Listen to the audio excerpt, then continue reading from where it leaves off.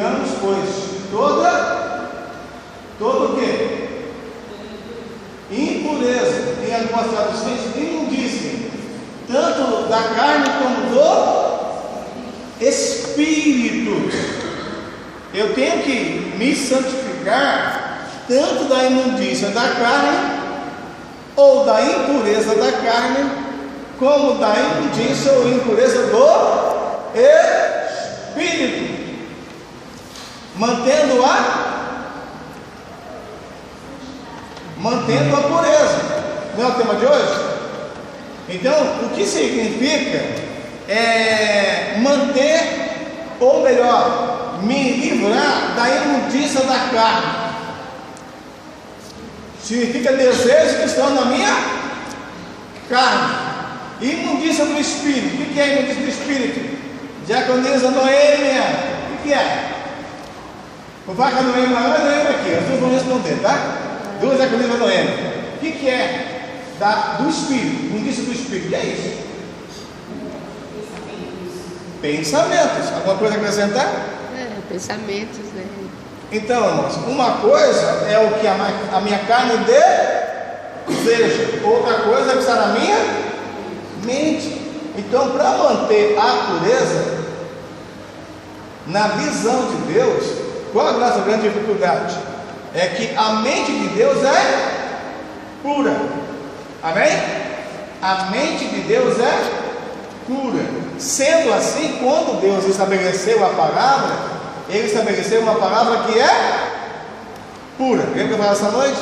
A palavra de Deus é pura.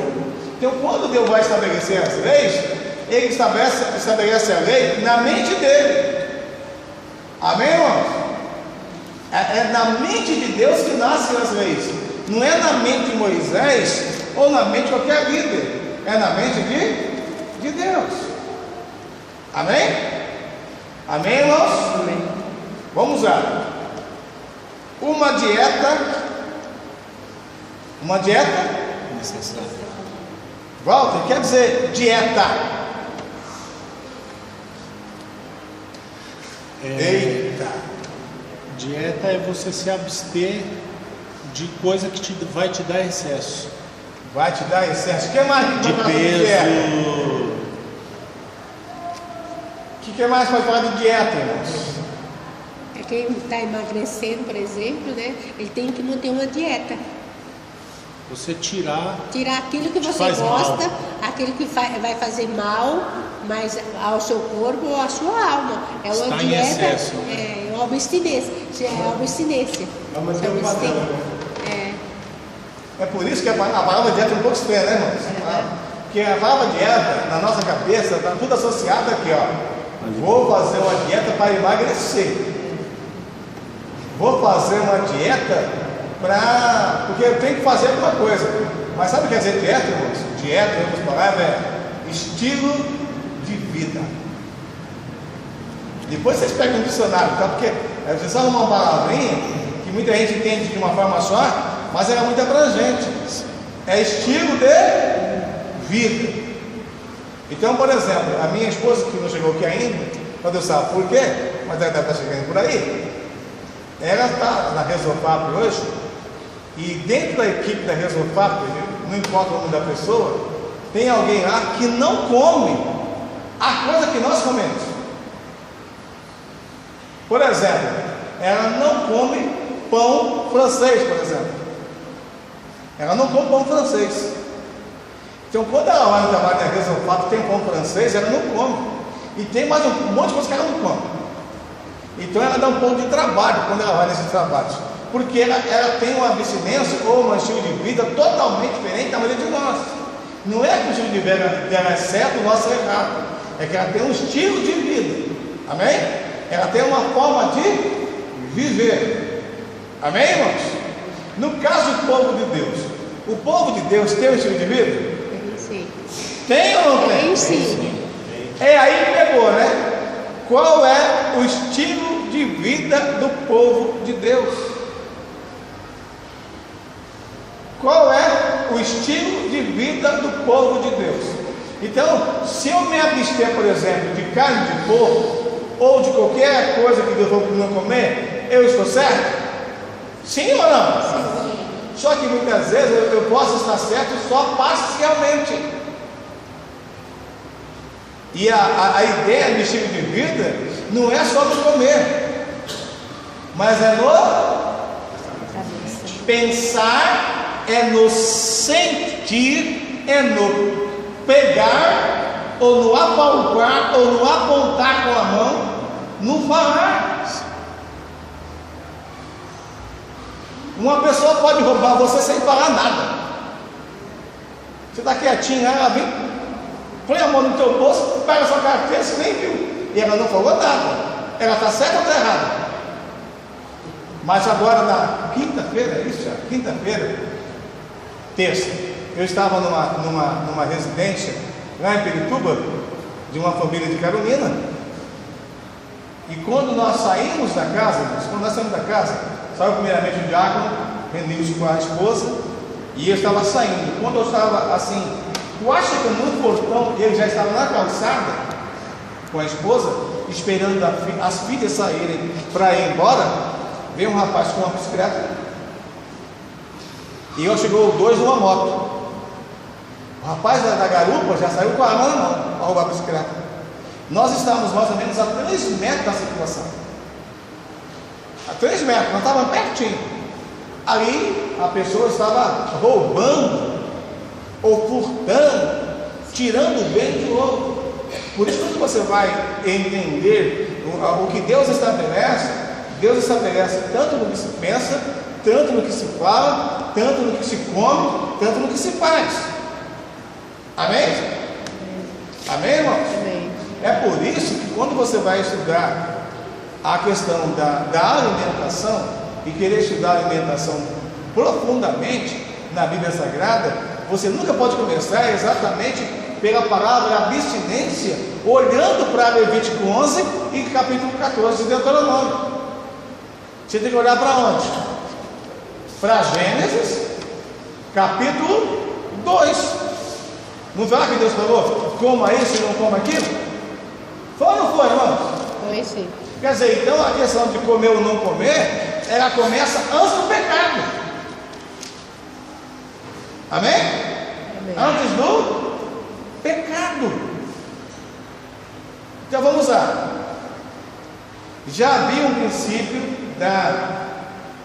que estabelecia qual era a alimentação adequada. Gênesis 1, 29 e Gênesis 7, 2. Quando se trata de Gênesis 1, está lá no começo. Quando se trata de Gênesis 7, se trata do animal limpo e do animal imundo. Amém? Amém, irmãos?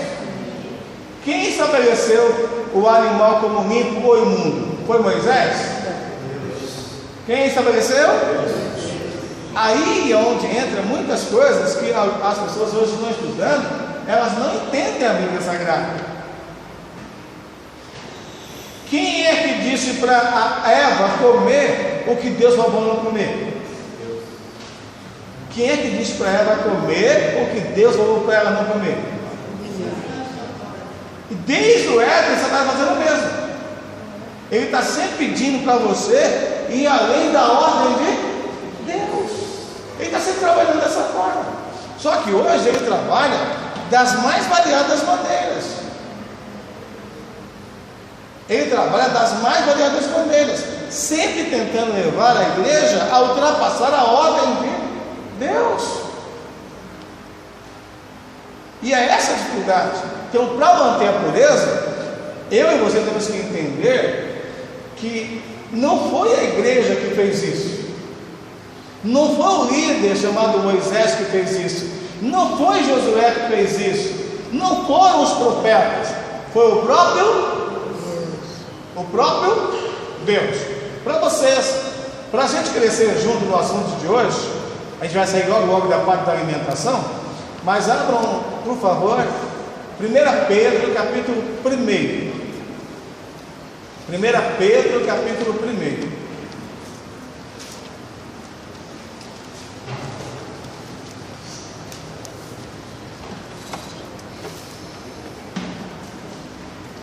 Os irmãos acharam? 1 Pedro capítulo 1? Desculpa, não.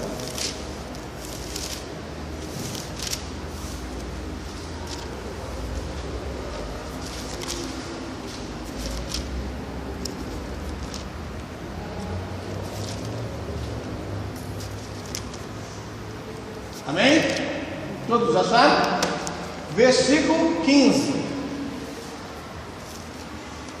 Mas como é? Santo, aquele que vos chamou. Aquele que vos sede vós também em todo o vosso procedimento ou em toda a vossa maneira de viver. Quem chamou você? Quem chamou você? Quem nos chamou? Deus. Olha o versículo 16. Quem leu 16? Porquanto escrito está, sede santos, porque eu sou. Quando você conversar com alguém sobre o assunto alimentação ou santificação, lembre dessa expressão, irmãos. Eu gosto demais da Bíblia, a Bíblia ela deixa alguns pontos para a gente pensar. Pedro escreve assim, ó: mas como é santo aquele que vos chamou. Aí ele dá sequência no versículo 16: porque escrito está. Qual a ideia que o texto nos ensina? Pedro não está ensinando algo novo, irmão Walter. O Espírito Santo não está ensinando algo novo. O Espírito Santo está pegando a igreja e falando: ó, escrito está, sede santo porque eu sou santo. Quer dizer, essa escrita não era uma escrita nova, só era uma renovação da compreensão da mente da igreja. Amém, igreja? Era uma renovação da compreensão. Portanto, quando o texto vai dizer, ó, coma isso e não coma aquilo, lá no capítulo 11 de Levítico, amém? Quem é que estabeleceu a lei? Foi o próprio Deus. E qual foi o propósito da lei? Estou falando da questão da dieta, ok? Abra o Levítico 11.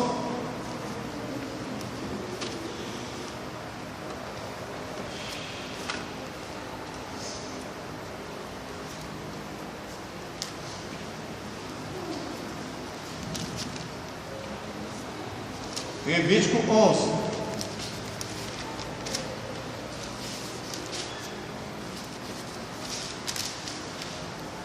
Vamos achar?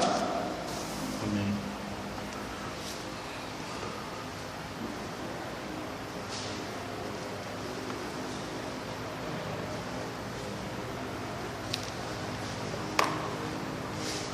Amém? 46. Alguém lê 46.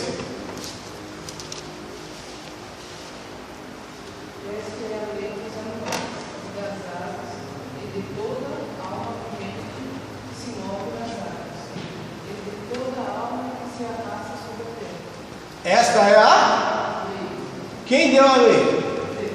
Olha o versículo seguinte: para fazer diferença entre o mundo e o inimigo, e entre os animais que se podem comer e os animais que não se podem comer. Então quem deu essa lei? Foi o próprio? Essa lei é para quê? Para que você possa fazer diferença entre o animal que você pode, me ajudem, podem comer, e o animal que você não pode comer. Não é, né? Essa é a fruta que você pode comer, ou essas são as frutas que você pode comer, e essa é a que você não pode comer. Quem estabeleceu a lei? O mesmo Deus. Amém? Qual foi o problema que começou a acontecer em Israel? Presta atenção nisso. Começou a acontecer em Israel e hoje se multiplicou. Começou a acontecer em Israel e se multiplicou. Abra Ezequiel capítulo 22.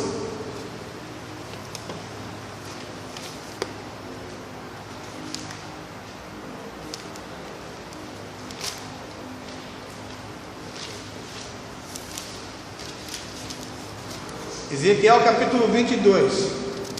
Se você estudou a lição da semana passada, você lembrou que Deus estabeleceu o sistema do sacerdócio, amém?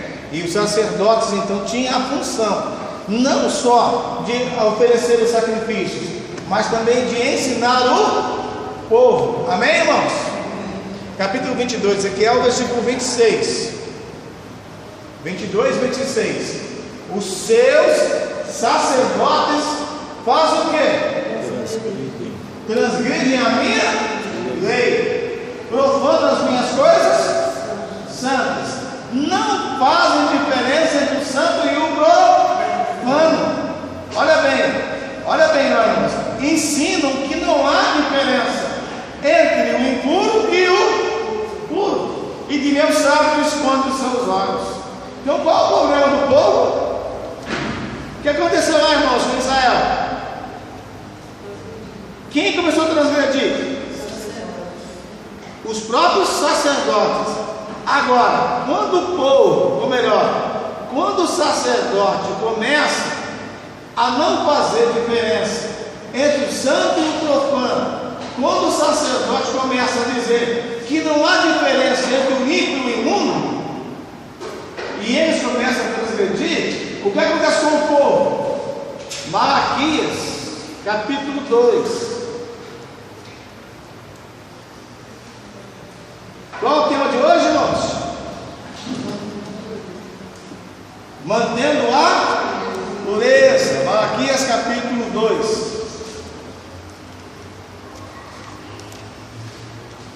Os irmãos acharam? Vamos lá. Versículo 7. Porque os lábios do sacerdote devem guardar o quê? Ou o conhecimento, e da sua boca devem os homens procurar a instrução, porque ele é quem? O anjo do Senhor. Ele é o anjo, ou ele é o mensageiro do Senhor dos exércitos. Mas olha o que aconteceu no versículo 9, ou melhor, versículo 8: vós, porém, vos desviastes do caminho. Quem se desviou? Os sacerdotes. Há muito fizestes tropeçar na lei, corrompeste a aliança de Levi, diz o Senhor dos exércitos. Então, como são os sacerdotes? Eles começaram a se desviar, e o povo começou a perder a pureza. O povo começou a perder a pureza. Hoje é diferente? Hoje não é diferente. Quando os sacerdotes começam a se desviar, o povo se desvia junto. Amém, irmãos? Aí o povo vai junto. O povo vai junto. Por isso que nós vemos o texto, irmãos, de Levítico 4 de Coríntios, capítulo 7, segunda carta, que eu tenho que me purificar da carne e da mente. Amém, irmãos? Alguma dúvida sobre a questão alimentar? Alguma dúvida, igreja? Aí, quando Pedro ouve a voz dizendo assim: mata e come. Alguém diz: está vendo? Deus mandou matar e comer. Deus mandou matar e comer. Você já comeu literalmente sonho? Estou falando sonho, não sonho da padaria. Você já comeu sonho? Ninguém come sonho. Você pode ter um sonho, mas você não come o sonho em si. Estou falando do docinho da padaria, não. Então, quando Pedro teve uma visão, e na visão ele ouviu a voz dizendo lá, naquele negócio que desceu do céu lá: mate e come. O que foi que Pedro fez? Ele correu no açougue e comprou uma bisteca de porco e foi comendo. Foi o que ele fez? O que ele fez, irmãos? Não, essa é a resposta. É o que ele fez? Ele foi pensar, ele foi refletir no que se tratava, que era visão.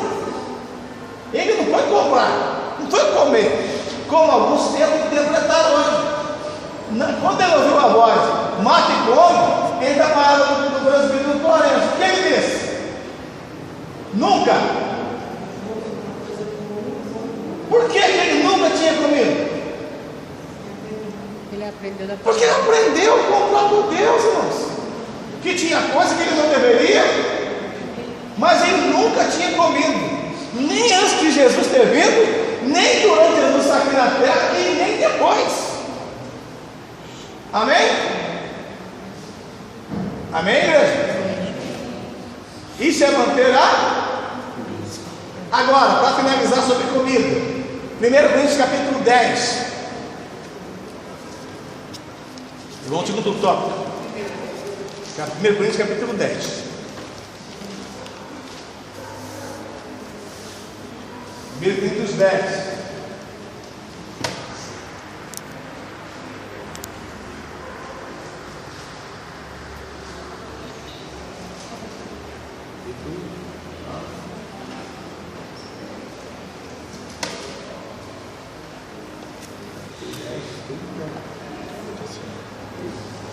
Acharam 1 Coríntios 10? Alguém leia versículo 31.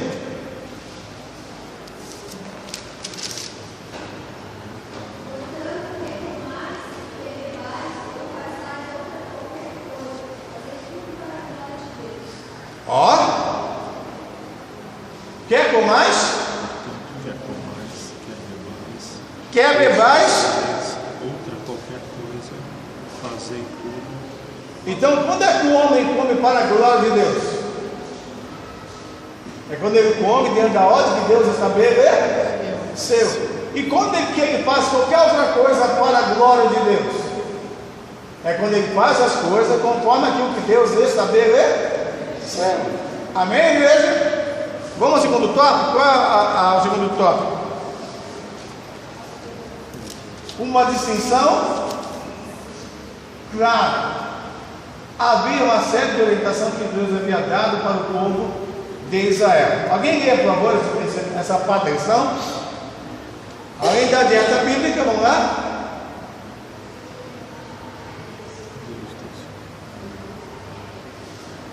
Ninguém vai ver? Segundo tópico da lição: uma dieta clara. Além da dieta bíblica, manter a pureza do seu corpo. Deus designou os sacerdotes a responsabilidade de ensinar Israel a separar o limpo do imundo, para poupá-lo de consequências graves. Eles tinham a obrigação de repassar o que aprenderam a seus filhos e advertir sobre as coisas imundas. Deuteronômio 6, 1. Continua. O claro discernimento entre o limpo e o imundo envolvia não somente a alimentação, mas também outros aspectos importantes, dentre os quais estava-se, em primeiro lugar, o contato com um cadáver, que é Levítico 11, 39 e 40. Qualquer carcaça, mesmo a de um animal limpo, era contaminada, e quem o tocasse ou comesse ficava imundo até a tarde. Parou. Olha bem, ó. Não se pode, na época havia necessidade de tomar cuidado com tocar um animal morto. Mas por quê, irmãos? Qual era a dificuldade na época? Por que Deus estabeleceu isso? Por que Deus estabeleceu isso, irmãos? Irmãos, tem coisas que é muito simples entender, outras não é tão simples assim, né? Diga aí, de conhecimento, por que Deus estabeleceu isso? Já sorriu, irmão? Vocês sempre sorriem, né? Quando vocês saem fora da pergunta do pastor. Então, lá, irmãos, presta atenção. Para o contexto de deserto, Deus estabeleceu leis que era de limpeza pessoal.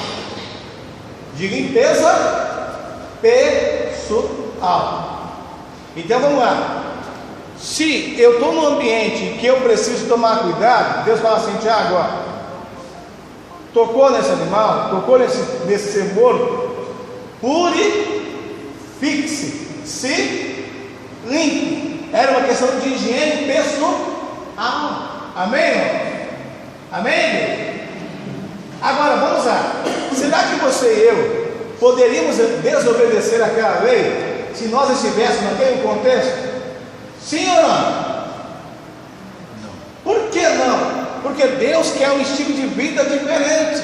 Aí onde entra uma série de coisas hoje que a gente não entende muito bem. Por que muitas vezes a gente sofre tanto? Porque Deus estabeleceu leis para o nosso bem. Na época, por exemplo, se lava e fica imundo até certo período. Porque Deus queria que houvesse saúde física. Sim ou não? A higiene pessoal traz saúde para você ou não traz? Sim. Traz ou não traz? Traz. Hoje, muitas vezes, a questão de saúde ou de higiene pessoal quase não é falada na igreja. Quase não é falada. Aí um dia eu falei uma coisa numa igreja que eu frequentei faz 60 anos, e eu só tenho 51, né? Que eu quase apanhei depois, porque eu citei o assunto e a pessoa não entendeu, eu tive que explicar.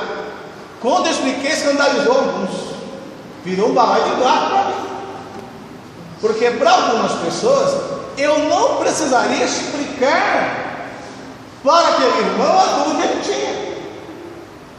Então eu vou traduzir um pouquinho, tá? Sua casa tem saúde? Tem saúde?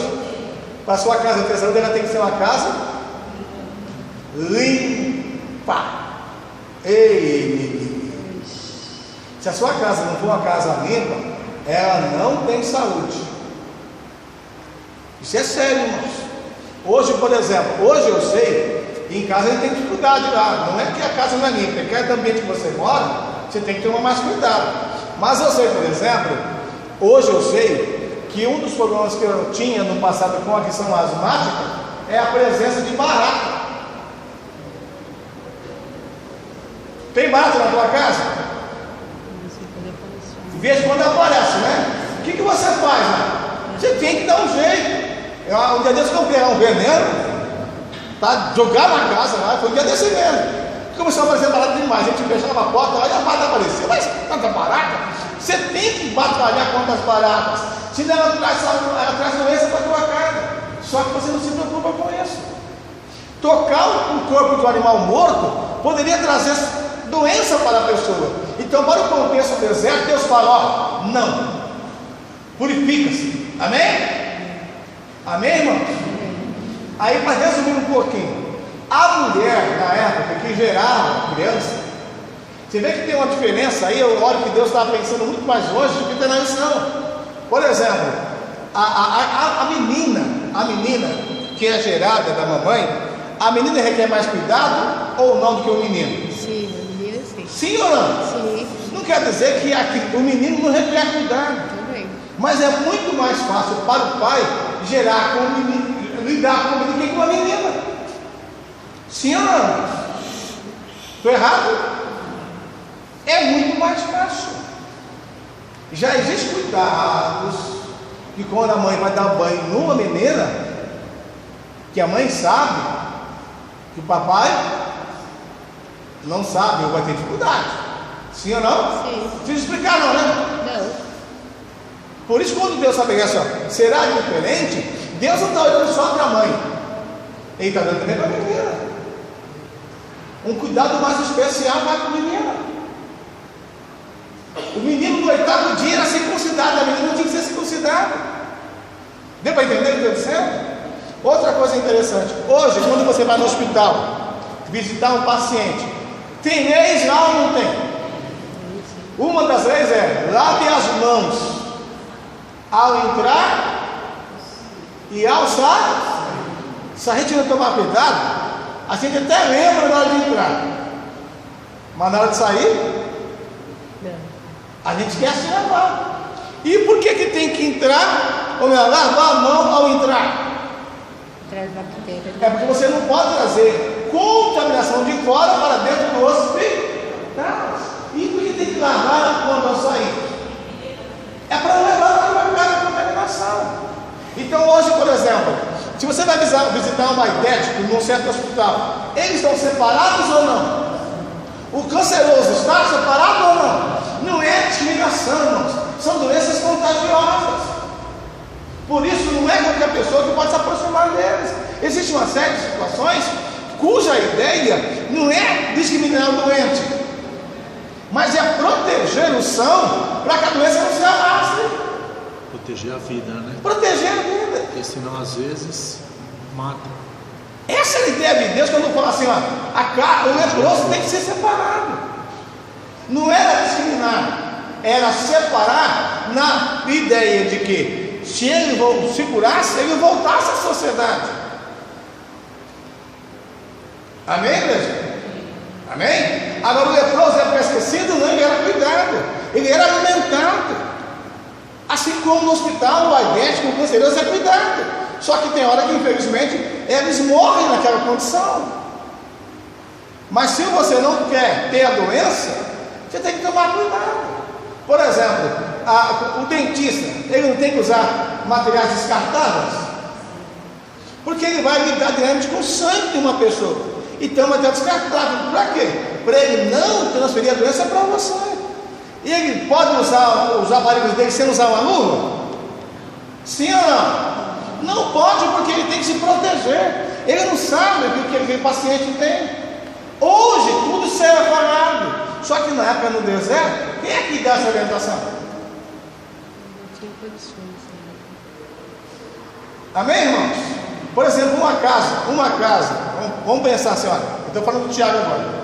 Uma casa, não é o caso aqui, mas é a vida. Uma casa que tem muita umidade nas paredes, para uma pessoa que tem bronquite, que tem asma, é uma casa saudável, né, irmãos? Sim ou não? Nas minhas crises asmática, a médica perguntava, como é que vai a casa? Como que dizendo, essa casa é assim, você vai ficar ruim. Não tem como você ficar bom. Você vai voltar e falar assim, sai dessa casa, muda para outra, mas não tem como mudar. Então, quando Deus orienta a uma série de fatores no passado, Deus sempre teve como visão proteger a saúde do povo dele. Amém, irmãos? Por isso tem uma série de orientações nesse negócio aqui, irmãos, ó. Pós-parto, né? A questão da lepra, tudo isso era o que? Proteção. Amém?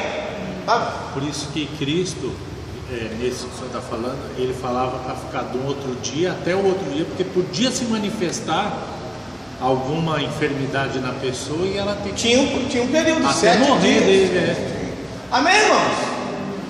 Mantendo a pureza. Eu não vou explicar de novo o que eu comecei a falar, mas é importante a gente ver que muitas vezes, irmãos, a gente não percebe o quanto a pureza do lar é séria aos olhos de Deus.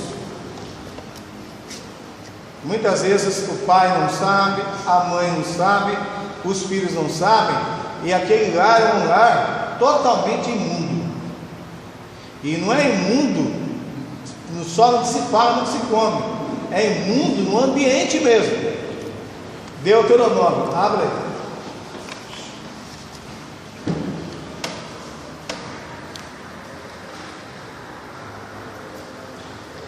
(23)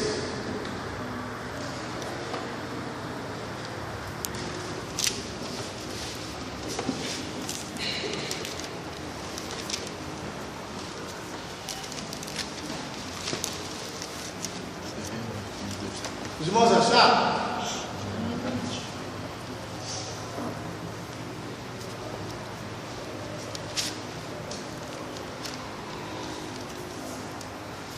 Eu não vou explicar isso agora, hein? Se alguém tiver dúvida, me pergunte depois. Tá bom? Não dá para explicar agora. Tá bom? Acho que alguém sabe. Vou ler, posso? 23, versículo 9. Quando saíres para guerrear contra os teus, evita o quê? Toda impureza. Evita toda impureza. Versículo 10: se houver nas tuas fileiras alguém que por motivo de poluição noturna não estiver limpo, sairá fora do acampamento, não permanecerá nele. Ao cair da tarde, porém, se lavará com água, e se pondo o sol, entrará no acampamento. Você sabe o que é poluição noturna? Quem sabe diz amém. Eu só ouvi um amém. Quem sabe o que é poluição noturna diz amém. Eu só ouvi um amém de novo. Não dá para explicar agora. Sabe não, Silas? Sabe, né? Amém. Sabe? Não é? Está com dúvida. Então, imagine como Deus cuidou. Só que não dá para explicar agora, tá? Se você quer saber, eu falo outra hora. Não vou explicar mesmo agora, tá bom? Aí o texto continua. Ó, versículo 12. Também terás um lugar fora do acampamento para as tuas necessidades. Entre as tuas armas terá alguma coisa com que cavar. E quando defecares, cavarás e cobrirá os teus excrementos. Está muito claro, não está não? O pastor está com dúvida, me pergunta depois. Versículo 14. Pois o Senhor, o teu, anda no meio do teu acampamento, ou no meio da tua habitação. O texto continua: para te proteger e para entregar-te os teus inimigos. Lembra do versículo 9? Você vai pelejar contra os seus inimigos? Então evita toda sorte de impureza. Eu não quero que vocês sejam puros. O texto continua lá no versículo 14: o teu acampamento será santo. Amém, igreja? Para que ele não veja em ti coisa indecente e se afaste. O que está dizendo esse texto? Se Deus olhar para a tua casa, para a minha casa, lá para a nossa habitação, que quer que seja santo, e ver coisa indecente, o que está dizendo para nós? Deus não habita no meio. Ele vai se afastar, irmão. Aí, talvez a gente tenha que fazer uma faxina muito grande em casa, né? É, não é, igreja? Tem que fazer uma faxina grande em casa ou não tem? Mas tem que fazer uma faxina de ambiente físico, olha bem, de ambiente emocional, mental e relacional. Isso é muito sério, irmãos. Aonde tiver 2 ou 3 Estou no meio. reunidos em meu, eu vou estar. Então não é juntos, é reunidos. Isso quer dizer, onde houver unidade eu estou junto. Então, voltando ao contexto da lição, eu tenho que manter a pureza. E manter a pureza não é só física, mas também emocional, mental, mas também ambiental. Amém? Ambiental. Só que eu estou na igreja há 50 anos. Desde 50 anos, fiquei 4 anos fora. E quase ninguém fala sobre pureza da casa. Quase ninguém fala pureza da casa. E talvez a ideia de pureza da casa tem que voltar para a minha casa. Os meus filhos têm que ter noção disso. Eu vou ter que pegar o meu filho e pegar, gente, isso Deus não quer. Talvez você tenha que voltar para a tua casa e ver lá como é que está a tua casa.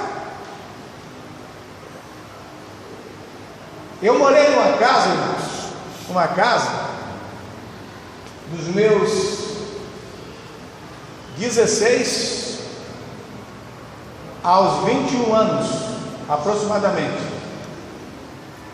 Quem cuidava dessa casa, literalmente, era minha mãezinha. Hoje a gente não mora mais nessa casa.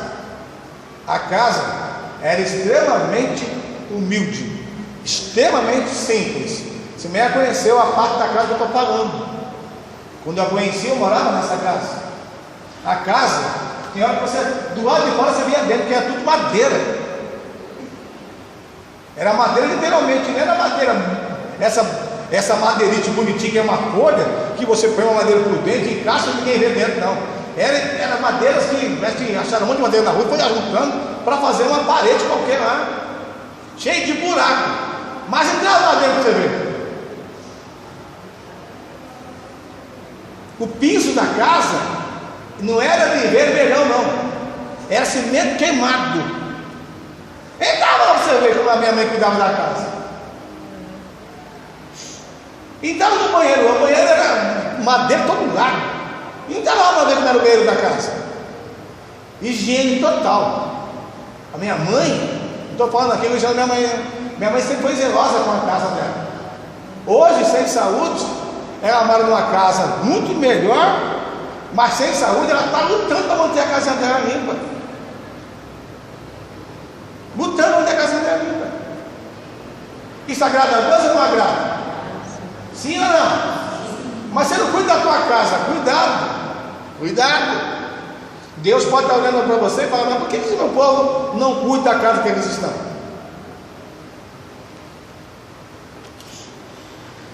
Uma vez, vou falar da minha casa agora, tá?